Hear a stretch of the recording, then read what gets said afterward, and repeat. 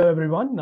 I'm your host, Akash from MyScienceWork, and I hope you're all doing well. Thank you very much for joining us for what promises to be a great conversation on a very pertinent topic, diversity in research and its impact on open science. At MyScienceWork, open science is at the core of our operations, and over the past 13 years as a tech firm in Paris, we've been dedicated to empowering researchers and research institutions through our software solutions, PolarisOS and Sirius. Through our interactions with researchers, we have come to recognize that the term diversity encompasses various sub-themes, each of which deserves to be examined in greater detail. And this webinar is an attempt in that direction, as we hope to examine some, if not all, dimensions of enhancing diversity in the global research community. Today, we have two remarkable individuals with us who are actively working towards promoting diversity in their own unique ways. First, we have Dr. Marcelle Laliberté, Chief Diversity, Equity and Inclusion Officer at HEC Paris. Dr. Laliberté is a practitioner and researcher and has been strong managerial roles in diverse fields, ranging from the military to financial services, and is now focused on higher education. With a doctorate in education from University of Pennsylvania, her areas of research focus on student engagement, social justice, diversity, and inclusion projects.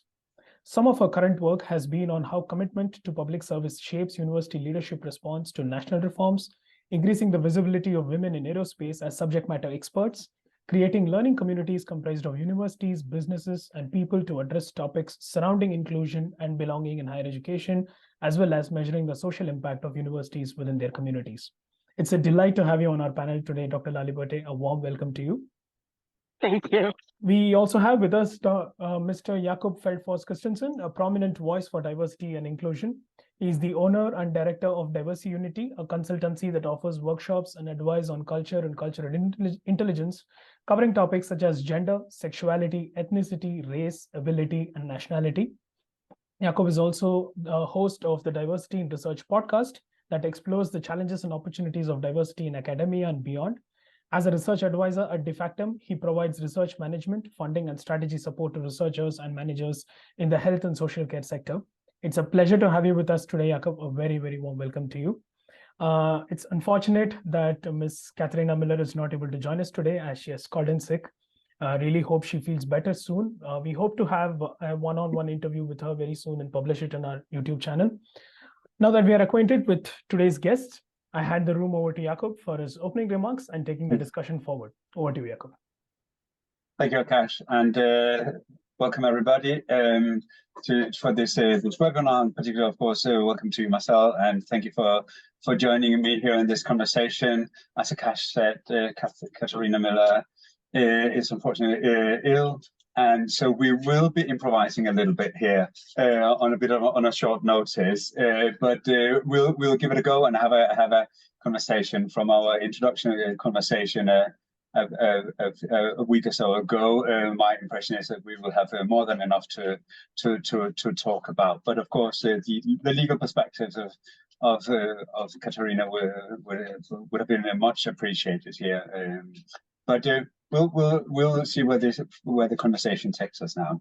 So, but as Akash said, I'm the director of DIVERSIUNITY and co-host of the Diversity in Research podcast. And before we dive into all of this, we should perhaps just establish what is meant when we say diversity in research, because when we talk about it in a European context, we mainly mean women, and particularly more women professors. In the US and often in the UK context, we would mean race.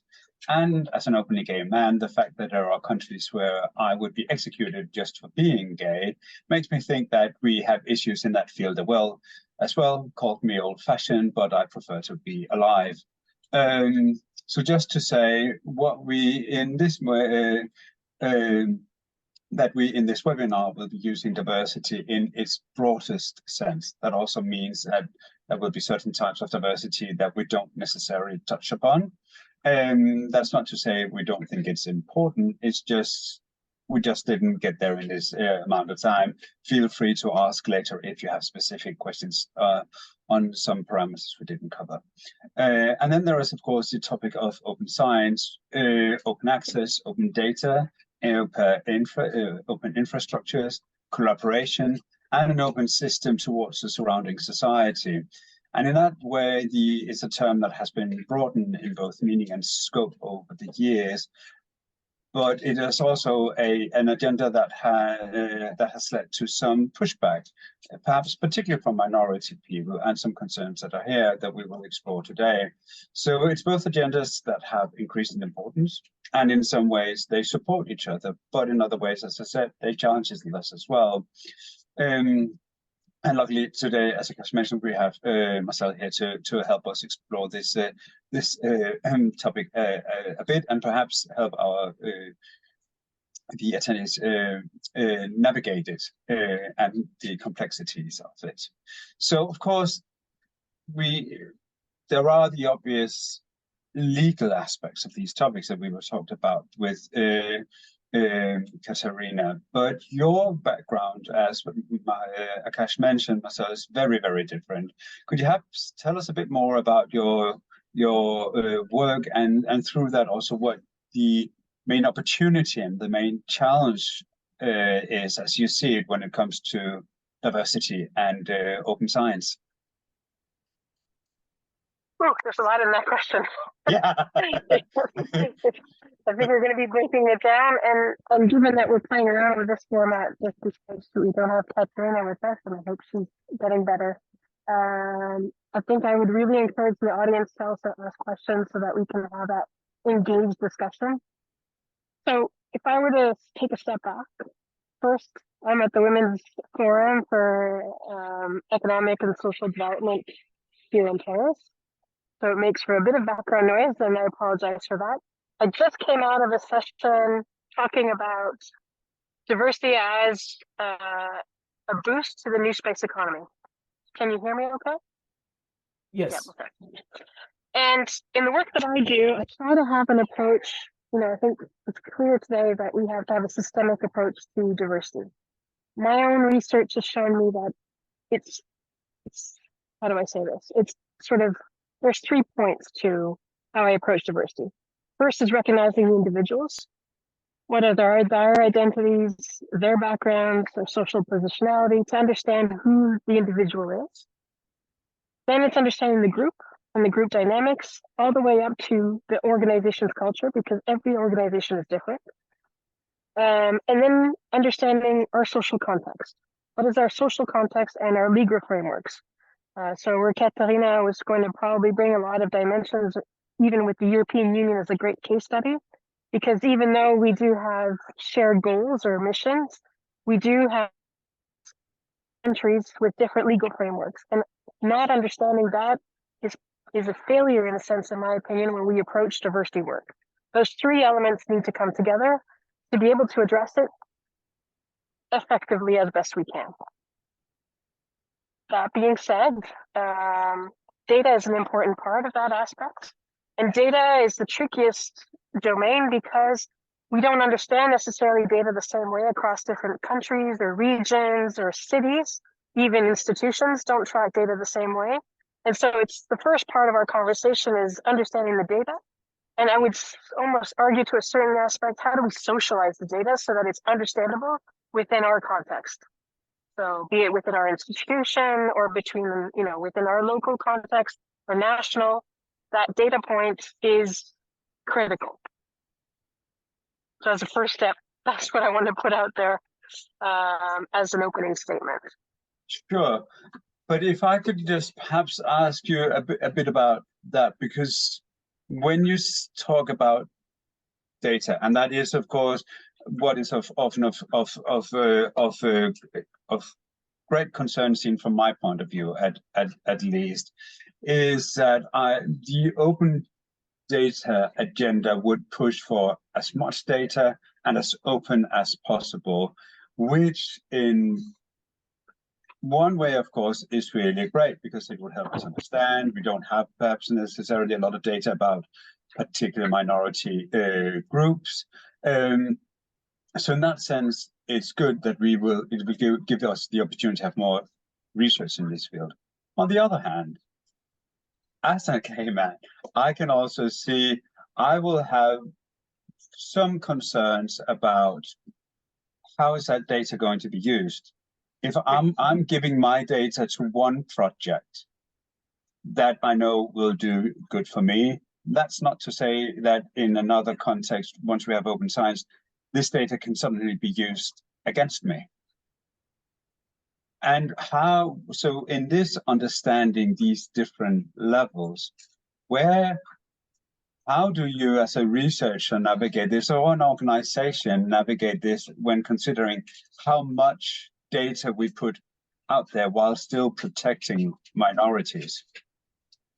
There's so much in that question. Again, I know that's not that we could easily talk about that for the rest of the day, but yeah, I mean, if I take a step back with data, same thing. First of all, you and I have to have the same definition of what that data is looking at, right? So that already in itself is complicated. Hence, I think, part of the work that we do in diversity, equity, and inclusion is, we talk a lot about the definitions, but the definitions matter because they set that framework for when we decide how do we want to explore the data. The second aspect with data are we make decisions of how we're going to group and splice the data, right? And so there are decisions that we make, maybe from a Western culture perspective, maybe from a national perspective, where we choose to group data or to assess it in a certain way that may not be reflective of another culture or value system's perspective.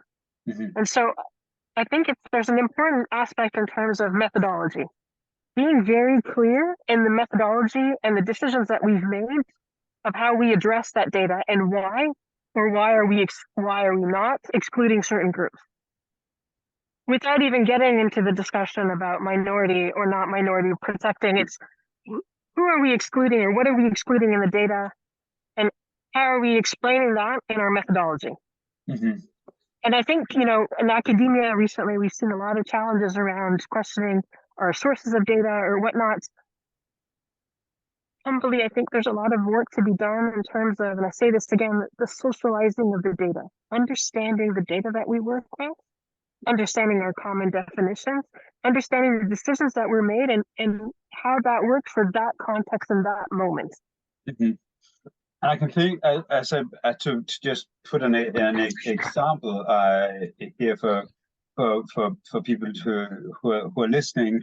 On our podcast, we talked to Kevin Guyan about his book Queer Data, and as an example, when you are asked whether people are gay, the number depends on how you defined it. Do you define it as who you're in a relationship with, who you are having sex with, or who you are attracted to?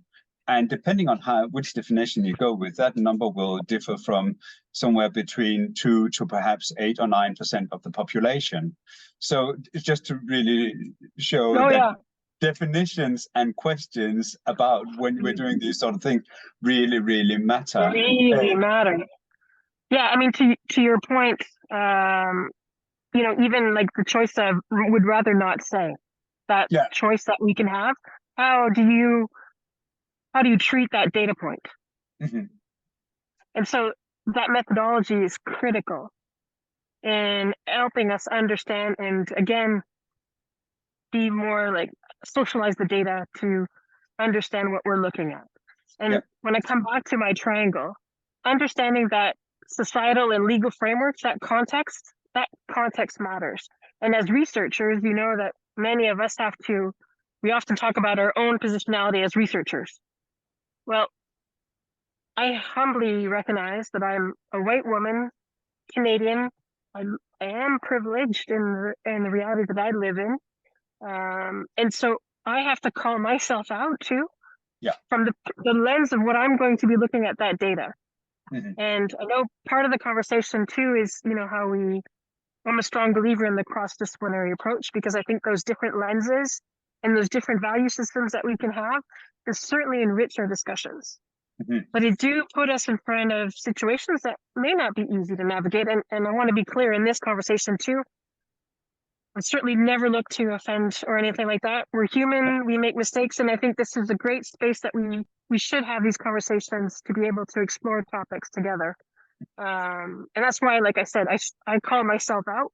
as a researcher when I approach research, and I try to get co-authors or study groups that allow me to sort of understand another perspective. To be able to integrate that in my methodology and to sort of showcase also where I think my weak points will be. Exactly.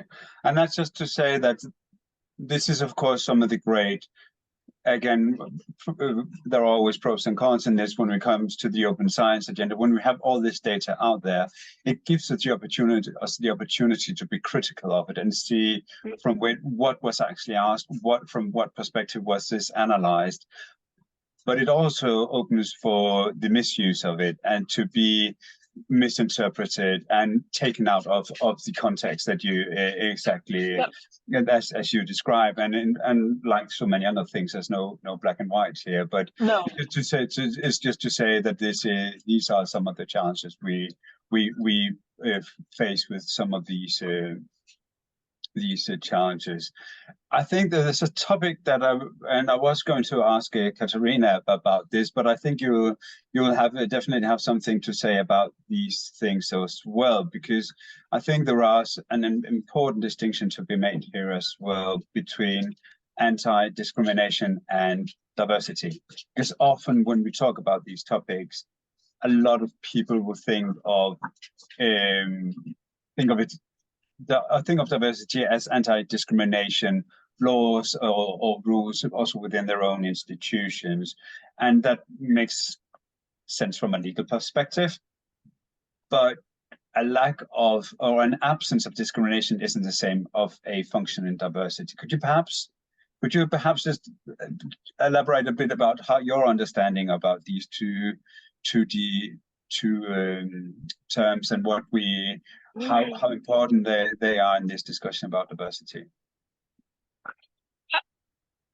It's also a tough question. Well, you're full of them tonight, Jacob. I love it. I am sorry. No. And I think this is part of the game. And again, encouraging the audience to pipe in too. Come back to the basics. What are our definitions? Yeah. What is our understanding of discrimination policy or anti-discrimination policy? What is our understanding of diversity, equity, and inclusion? Are we using diversity, equity, inclusion? Is it equity, diversity, and inclusion? Is it justice, equity, diversity, and inclusion? That there's a whole series of acronyms out there right now around diversity. And I come back to this and time and time again with all the organizations that I've worked and my own research, those first definitions matter. Setting the tone of what language I'm going to use, making those choices. I'm a bilingual person, as all of us around the table are. We know that there are subtle differences in how we use language between, for me, French and English. And the meaning will slightly change or will profoundly change, even in the words that I use. Yeah.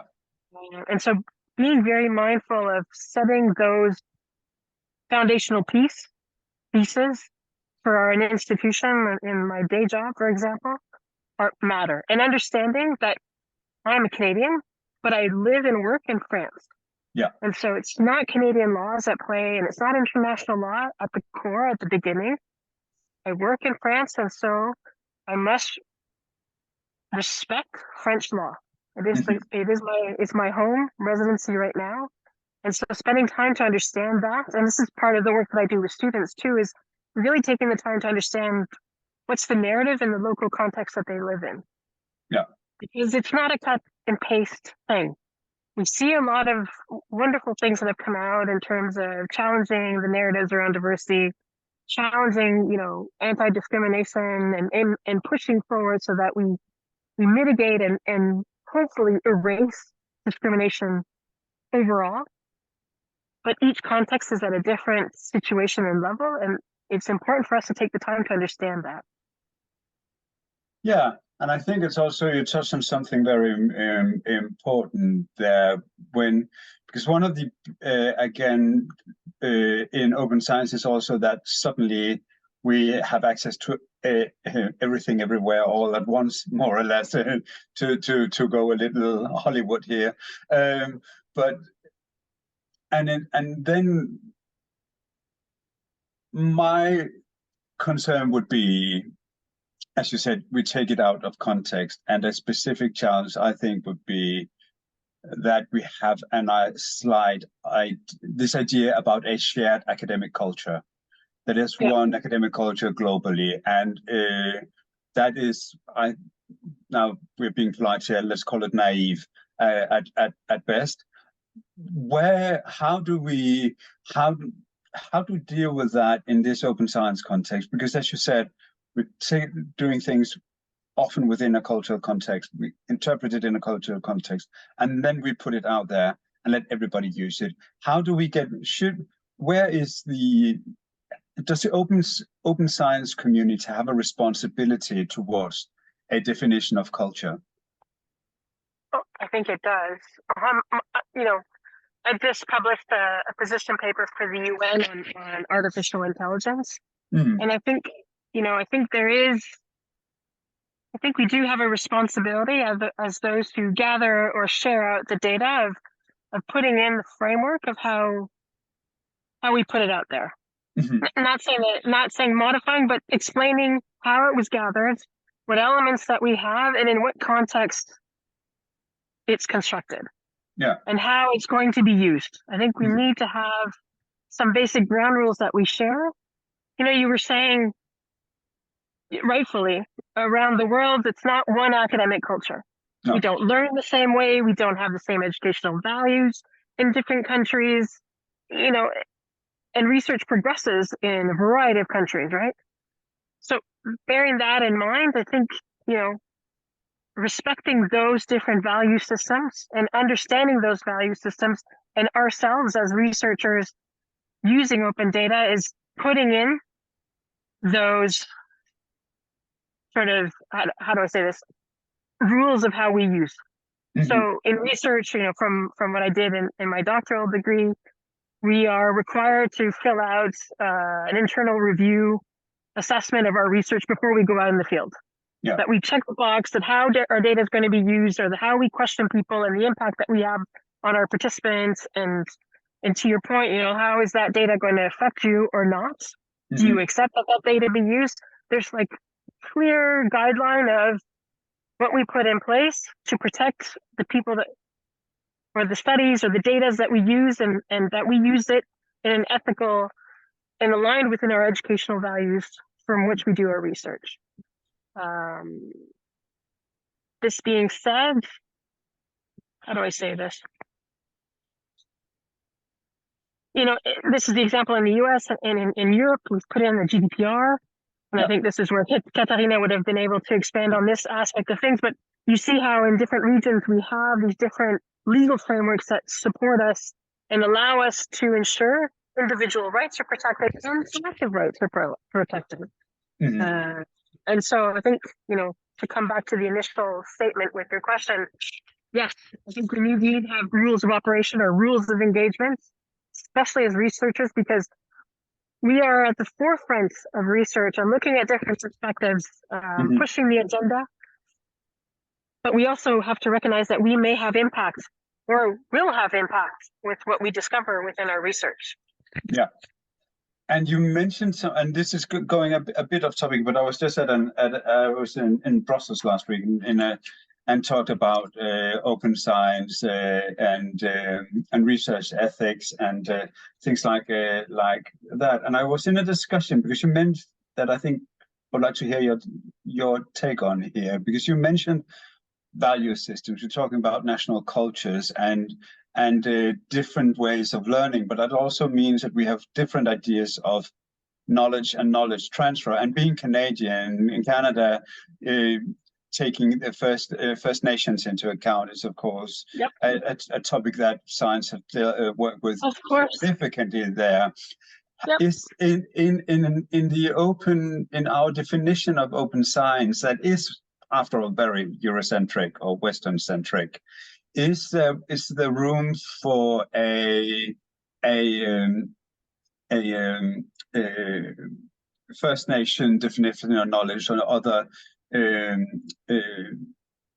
language is escaping me? No, Aboriginal value systems, yes. Exactly. Do we have room for that, sharing that that knowledge and that in a way that is respectful for them, but also feasible within how we think about open science in Europe? Yes. To answer your question, yes, I think we do need to have space for that. I think there's great learning and innovative opportunities in integrating other value systems in our approaches. I often give this example in class. It's an easy one, and it's with regards to COVID. I find it interesting how countries reacted to the first wave of COVID, and the language that was used. And bearing in mind, COVID was a new phenomenon for us all, and we all had different reactions. You know, be it as a human being, being it as a collective, and it was fascinating to see the languages that were used. Not saying none of it was right or wrong. This is very important, but it gave us an easy glimpse of how those value systems play out in a crisis situation when we face the global pandemic. And each country responded and dealt with COVID. Today, we've learned a lot from that, and some would almost say that we've almost forgotten about the impacts of COVID, yet we're still living with a lot of different consequences today. But to me, it was a great opportunity to understand those value systems and how critical they are. Because we couldn't compare. I couldn't compare Canada to the French response or to the Indian response or to Chinese response. Every country responded to their context. And that showed us how important understanding those value systems matter, especially for us as researchers when we integrate that data, and especially for open science. Because one thing is true, there are core values, that plus or minus in a sense, or how do I say this, that read the same way across many of the different value systems around the world, and those are around notions of fairness, justice, or the treatment of people, transparency. And so for us to be able to integrate that means that we need to be stepping outside of our comfort zones in terms of value systems. And again, I'm saying this as humbly as I can. I recognize that I'm a white woman about to turn 50.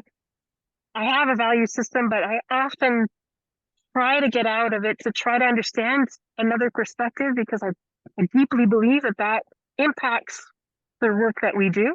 And it helps us interpret our research results from multiple levels and multiple perspectives. And not in just doing the right thing, which is critical, but also opening up to other possibilities that we would never have thought of had we not stopped and paused to ask that question around value systems. No, and I think it speaks also to a point that we would often do in our work, is that opening this up people who don't do it would often not be interested in it because they would see it as a zero-sum game. That there's only this amount of science, there's only this amount of money to do it. If we opened this up and took these different views on value systems, we would actually see that how much more research is actually needed. See, we have all these different talents in different places that we would have access to if we had a different approach to these things. So instead of seeing it as a zero-sum game, it is a way of making the pie larger to do more and more relevant and better research. Well, you give that example. If we look at just the language, we talked about French and English on one side, but for a language, there's a great book, I think it's called Being and Speaking, and it's written by a Turkish-German author. And she goes on to explain how even our notions of time or our emotional responses can shift dramatically. Now, what we proposed in our AI paper is, isn't it interesting to look at Western values and juxtapose them? We used Australia as an example, but juxtapose them with Aboriginal values in Australia.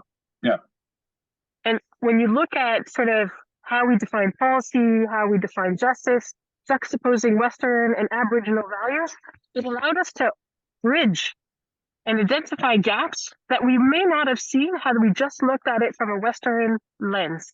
And this is where we know, when we come back to the work that we did on AI, we challenged in the sense, like, how do we ensure these non-technical perspectives in the governance of AI going forward? Because, and I think we just came out of a session here with the Women's Forum, and my colleagues from the European Space Agency were driving the same point. We're seeing more of a need for the social sciences aspect within artificial intelligence because we have such a strong technical boom and strong, technical presence, but we need to socialize or understand the social sciences, the humanities, and the applications within AI. Yeah, definitely. Before we move more into AI, because I do have questions about it, I should just say if there's anybody of the listeners who have questions, feel free to, I think they put them in the chat, and Akash will take a look and follow up, and I'm sure he will just poke me if there's something to the. Yes. Some questions to be asked from the audience. So feel free to do that. We have time and room for that. Otherwise, I'm sure that Marcelle and I will just bang on. Yeah, and to add to Jakob's comments, feel free to disagree. Yeah. I mean, this is a growing opportunity for all of us. I mean, Like I said, I'm not an expert, but I'm a learner. I am definitely a learner, and feel free to disagree because we need to be able to see these different perspectives and challenge each other towards that sort of growing philosophy, not to be cheesy. But we've talked about global cultures, etc., etc. But before we move on, I would like to perhaps have a touch upon the culture within academia, because open science has often been defined by the sciences, and your background, of course, in educational science and work with DI and multidisciplinary approaches, etc., and in space exploring as well. And you just mentioned that we needed more social sciences and humanities also with this. How do these fields and these discussions that you're part of push our notion of diversity and open science, and what are the consequences for an academia that is perhaps slightly conservative in many ways? I think one researcher a professor that I adored at the University of Pennsylvania, she was a big advocate for communities of practice. And through these communities of practices, they were able to address like systemic issues around education. And I want to believe that that's the same philosophy that we use around diversity. Because we know we have systemic issues, and it's one of those topics that can transverse without losing the spirit of the disciplines that we hold on to in terms of core disciplines within our different research institutions. So without taking away from education as a science per se, without taking away from aerospace, how do we have a transversal approach to topics that have a systemic need of review?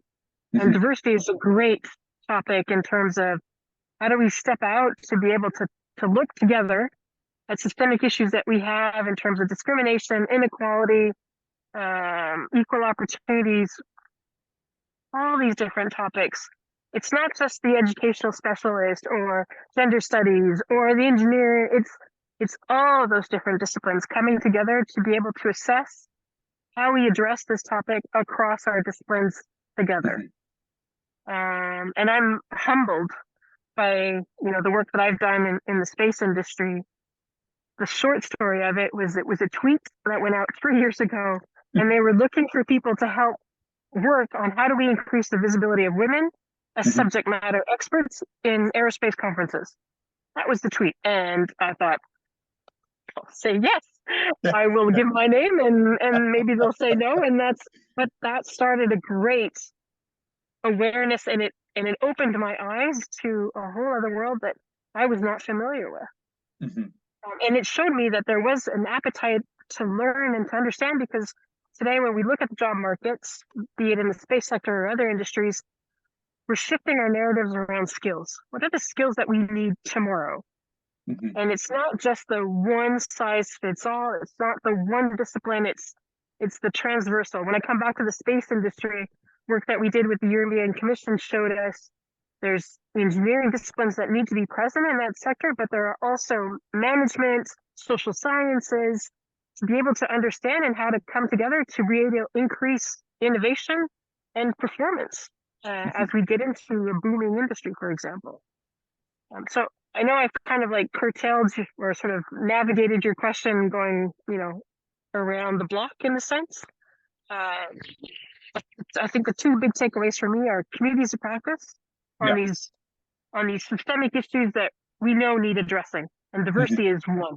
It transverses social sciences, engineering, policy, law. And case in point, our discussion with all our different backgrounds. I think this is what we hope to share with you is how invaluable those different perspectives allow us to address issues even at their core with how do we manage the data? Yeah. This is the core of our topic today. Exactly. No, but I also think it speaks, the way you describe it here speaks to what should be the core values of open science, and that goes beyond just sharing data. I mean, to some extent, to be a bit harsh, sharing data is the easy part of this. But the core values of this should be the openness towards other disciplines, to openness to other researchers, exploring each other's perspectives. So in that sense, it should very much be at the core of open science. And we see the examples, right? We see universities with their research centers. There are often multidisciplinary approaches to different topics. The big topic that we haven't at all touched is around climate change, Sure. Our environmental responsibilities. This isn't just one field. It's again that's why we see these kind of multidisciplinary centers coming together, and it does beg the question again of how do we navigate our data? How do we socialize it that it makes sense to all these different practitioners and researchers so that we can find real solutions for practice? Yeah. One of the things the stories I love when I worked at the research support office at the university was how an archaeologist who looked at a volcanic eruption in Germany 10,000 years ago or something like that suddenly became an important voice in discussing climate, and what could we actually learn from that in dealing with radical changes in climate as human beings. Something that you would never expect, and not the first one you would ever think about when talking about climate change and what is relevant here. And suddenly he became this prominent voice in this, which I found incredibly interesting. Yeah, coming back to that example with Australia. Yeah. Exactly. How do we see climate change from a Western value system? How do we see climate change from Aboriginal value systems? Mm-hmm. That integration or that intersection of those two possibilities certainly beg the question or sort of offer the opportunity of other solutions that we never would have thought of. Mm-hmm. Akash, do we have any questions, or should we? Otherwise, I have more for Marcelle. But you don't want to? You can proceed. I have a couple of questions, but I will come back to you in some time. I'll just have a last one here on AI then, because you did mention it and the discussions about this, because it is of course a big thing, and I think one of the discussions I also had last week in Brussels was this whole. How is this mix of AI and diversity and open science? How is that going to play out? And I'm not sure that I feel secure after having this discussion, even from a research ethics perspective. There were definitely some questions I would have liked to have answered that I didn't get answered. So when you have this cross-disciplinary setting and different ways that you look at things, should people with minority background or minorities see this mix as a great opportunity, or should they be scared, or a bit of both? So if I understand your question, Yeah. should minority groups or mixed be scared of AI going forward? Yeah, particularly when we mix AI into the equation with diversity and open science. You know, I think this was what I found. So part of the paper that we put together was, how do we ensure that we have a humane, globally representative AI? Yeah. And taking the time to understand how that data is gathered, spliced, how decisions are made, or how algorithms decide. And it's also on the user, right? There's one side that it's technology in front of us, and there's also a part user. Same with my, example that I like to do in class with students is, all right, you Google search an answer for this type of problem, like do your background search sources of information, and you use AI. And what I've learned through, through the education specialization side of things is what you prompt AI matters. Yeah. Like I've done it to myself. Like I'll define myself as who I am, Marcelle, in a sense, with a whole bunch of data points, and I'm looking to address this type of audience, and I will describe my audience and what I'm looking to develop in terms of the message or the pedagogical outcomes. And it comes back to those core values when we think about academia and education is, how are we developing the critical thinking? How are we developing the reasoning? How are we developing the problem solving going forward with AI when we integrate these different diversity points? But we don't put it in, or if we don't ensure that those are built in through governance models, be it at the UN level or international bodies of organizations, or through our institutions, at a lower level, I think we're going to fail miserably and probably contribute to more division than minimizing the gaps. Yeah. And I think, we often, as is so often in these conversations, we tend to return to the question, who's in the room? Who's there when these decisions are being made?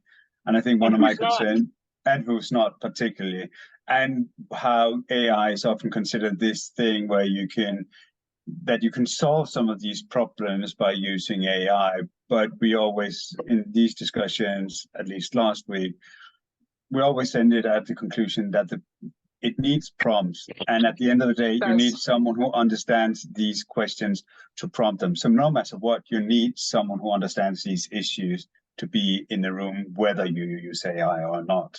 But I love challenging, and I love asking this question: who are we excluding? Who's not in the room when we make these decisions? Why are they not in the room? Sometimes it's like, oh, well, they don't have the technical expertise, but we need that because the user, at the end of the day, does not have the technical expertise. Exactly. And that's why those communities of practice or these cross-disciplinary approaches are so critical to be able to address that. Yeah, exactly. And to really, I do this to myself regularly. Who am I excluding in this conversation? Who am I not having in the room, and why? Yeah. All right. I think I'll leave it now. Akash, do you have any questions from the audience? Otherwise, you said you had a couple of questions. I'll leave them to you then. So this is my personal question from whatever research that I have done on diversity. So like Dr. Marcelle just pointed out, she said that every time she has a conversation, she gives it a thought saying, whom is she excluding from that conversation, right? So today, technology, yes, it is developing at a pace that is unprecedented. AI is advancing so much that it's just been 1 year since ChatGPT was launched, but there's so much of development on that already. But is this already creating a new divide in the society where there are still so many communities around the world who do not have access to these technologies? And there are other people who have technology like these, who have easy access to them, and they are able to move a lot forward socially, financially, and in every aspect of life. Is AI a new technology creating opportunities to bring in people closer, or is it creating its own divide? What do you think, in your opinion, is greater, the advantage or the disadvantage in this aspect? So, moment of truth, I'm an eternal optimist.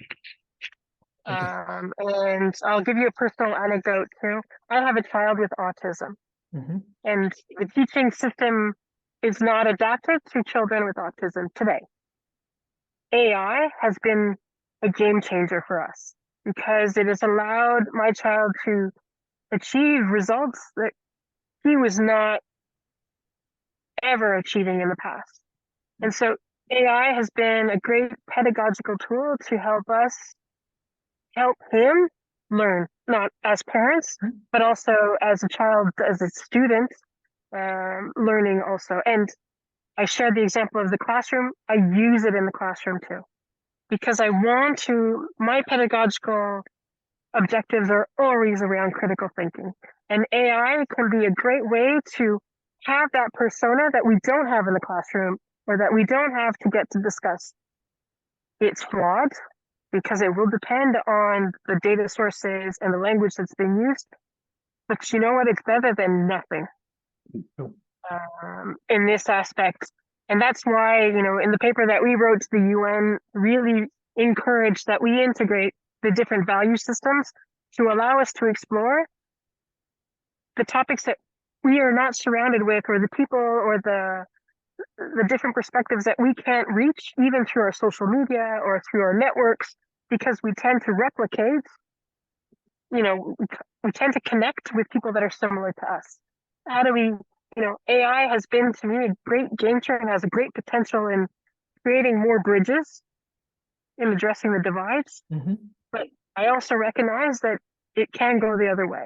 And that's why in the work that I did with two other researchers, we really questioned and challenged sort of the governance structures of AI to ensure that these different value systems and perspectives are built in for society with the legal frameworks, built in for organizations, and understanding the implications for individuals too. Like, these three dimensions to me are critical in addressing governance of AI going forward. Okay. If I can just chip in here, because I would say I agree, and in the broader perspective, I agree. In a narrow research perspective, I do have concerns, and my main concern is that the research community is so hierarchical. It is so focused. There are so few positions compared to how many people want to pursue a career in research, and it is so focused on research funding. And in that sense, I have great concerns that unless we figure this out, AI is going to be a tool for recreating and strengthening the current power structures in research. And that I think within that narrow parallel universe of research, I think I'm more concerned there than actually I am in the broader context of society, because I think people will be able to use it to write about and do things in areas where they don't have an expertise, and AI only look backwards, it doesn't look forward. And in that sense, there is a deep concern from my side, at least, that we will give money to the wrong people and they will do less valuable research and will not move the right agendas. And that's exactly why on the governance side of things, we call, it's a systemic approach to it, right? Exactly. It can't just be on institutions. It can't just be on researchers. It can't just be on funders, companies that pay in or donations that are given. It has to be really systemic. So it has to implicate our governments, our international bodies that put out policy and guidelines. We've seen how policy can help shift the narratives. It also calls on organizations. How do we build in? We've seen the changes with the ESG regulations that have come in for a lot of companies around the world. and also on individuals. Those three dimensions are critical. And it's applicable to academia, it's applicable in a larger scale, but those three have to be met, those three conditions have to be met to be able to to really address AI or humane AI or AI for good, AI for equity, because it's not going away. That we're clear. Exactly. It's not, it's not going to halt, it's not going away. It's here, so it's our responsibility as individuals and organizations and governments to put in the structures in place that ensure that our value systems, be it Western, be it Aboriginal, around the world, resonate in this tool, and learn, as we go forward, learn from our past mistakes, and ensure that change. And it means, like I was saying with our viewers today, means that we challenge, that you challenge, you ask questions, we debate it, and then we apply and we try, because it's not going away. That's for sure. And so, like in the classroom, for me, what I can do as an educationalist, I can address it in the classroom, and I can challenge, because core values of education and academia are critical thinking, problem solving, reasoning. How do we ensure that those academic goals are met? And it's on us too to integrate and evolve with what we see as a changing environment. But I hear the concerns, and I agree, but I can't ignore that it's there. No, of course not.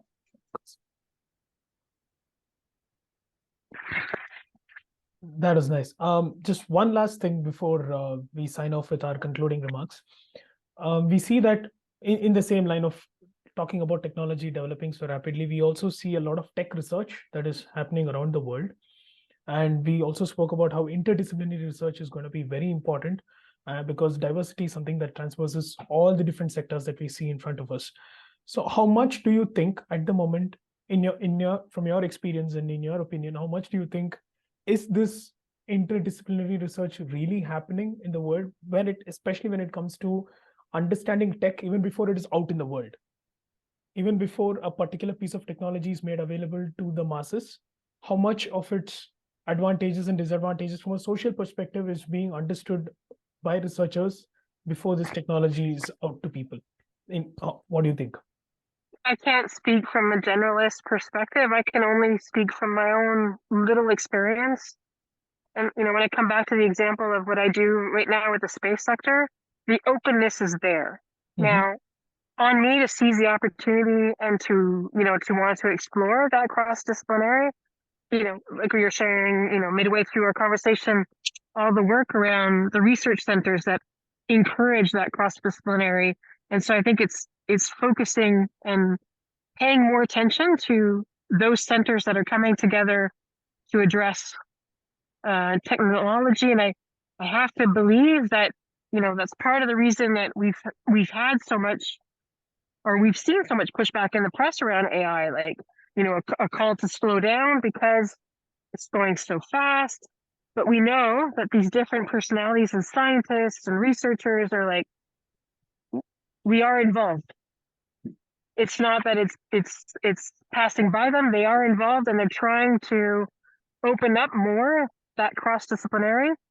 And every individual has a responsibility to a certain extent of how do I engage in that too, especially if I'm going to be a user of AI and it will have an impact within my environment. So AI is our big focus of technology right now, but it can be true for other types of technology. And like I said, from my little window, and I know it's not a truth around the world, in all institutions, but from my little window, I'm hopeful, because I've been able to live that example, and to a result that I never thought would be imaginable even 3 years ago. What about you, Jakob? What do you think? I think that on an institutional level, you're right, that these things happen in these interdisciplinary centers, or can at least do. My concern would be that in a European context, particularly, a lot of these interdisciplinary centers would in fact be international through Horizon Europe funding. Yeah. And my suspicion is that a lot of what we call collaborative projects is more parallel silos than actually collaborative projects. And so in that sense, I'm not so sure that things, I think paper is grateful sometimes, and things perhaps look more interdisciplinary than they actually are. And this is particularly in a European context. I love what you're saying, because the European program, the Horizon program, is a great example. Yeah. You know, like it has to be, and the word program is serendipitous in itself. It has to be a systemic approach. So the program said, you want money, you want to do research, well, I'm going to make sure that you work with developed and developing emerging countries. Yeah, exactly. And so it's, yes, there will be always people that may or work around the system to make it work. But in general, from my own little experience, people want to do well. They just, they do. It's uncomfortable to come out and work with a country that I'm unfamiliar with, or a context that I'm unfamiliar with. But these types of programs allow me to explore that. And I think that's amazing. I think it just for some people it didn't dawn on them that just to return to the idea of the shared academic culture that doesn't exist. Sometimes I think it comes as a bit of surprise that actually it's difficult to collaborate across borders, and in that sense. And then suddenly it just becomes easier just to perhaps shut down a bit and focus on what you do internally in your own organizations. I think it's brilliant that people push towards it. I think we forgot that it's an actual skill to actually make it to actually make it happen. A second point I would perhaps just make is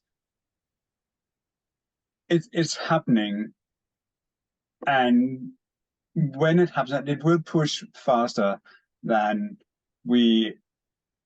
is perhaps responsible. But we also have to realize that as it is right now, I think it's something like 70% of all new medications are put on market without us knowing the side effects for women until 2 years later, because we have just decided that it is okay not to know. So it's just we are in many ways incredibly irresponsible with a lot of research in something. With a lot of things, not only tech, and that's not a get out of jail free card, but it's just to say this is not a new thing. We often make these decisions with open eyes in some ways, and I would just perhaps sometimes wish we were more responsible in some of these ways, and didn't, because it's real people who pay the consequence. And I think sometimes that's what we forget. We have ethics around these things, but those are only guidelines. And if you break them, they don't really have any consequences for researchers. They did, however, have real consequences for the people. And I think that's one of the things we should have in mind when approaching some of these things. No, and I completely adhere to what you're saying. I think there's a tremendous amount of work left to be done. The whole part of thing is we've seen some changes to the positive. Yeah. You know, exactly to what you were saying. Women were not considered in terms of medical implications up until recently. We modeled everything on the 180 centimeter, 80 kilo, 60 kilo guy, white.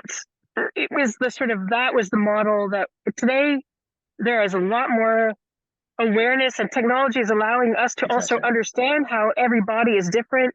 Surgeries are advancing on this side. So it's the potential for addressing the divide is amazing. Exactly. If the parallel with the quota systems that the EU has brought in for women on boards, for example, if France brought it in 2011, well, today we're at really good numbers. But quota in itself cannot be a standalone target. It has to be part of a program. Exactly. And that's the systemic side of things that we need to address. As I was saying, of that triangle again, like the policy frameworks, the legal frameworks, the organizations, the organizational culture, the group dynamics, and the individuals. If those three conditions are not understood, whatever we do will fail. Well, thank you for doing my job for me by summing up the entire conversation in your final. That just made it a lot Not my easier for me. intention. No, that's brilliant. Now I don't have to. No, but I think it does sum it up, and by underlining how important it is that we look at this from a structural approach, and having this triangle, as you mentioned, acknowledging both the individual, the group, and the on a societal level, and having understanding how that interplay works, and looking through the consequences of it, for better and worse, both seeing the opportunities in this, because as we have definitely discussed, but also having a clear eye on some of the potential consequences that it can also have negatively for everybody. But of course, looking at, because the recurring theme has also been power structures, and for a minority perspective, it is of course a question of challenging these power structures. And open science could be it's an agenda and a group that has some tools to really support some of these dynamics if done right. I think that so thank you for playing along on this emergency setup we had to create here, and thank you to everybody listening. And I'll just give the floor back to you, Akash. Thank you very much. Thanks to both of you for such a beautiful conversation. We will be posting the recording of this on YouTube, and we'll be sharing it on our social media. You can share it with your network as well. So thanks a lot for giving such a nice conversation, so much of insights, so many things to take away. And we hope that the world eventually becomes a better place. And let's stay as optimistic as Dr. Laliberté, because her optimism is really, really contagious. Thank you so much. Thank you. Thank you. Thank you so much. Thank you so much. Thank you. Have a nice day. Thank you all for participating. Thank you.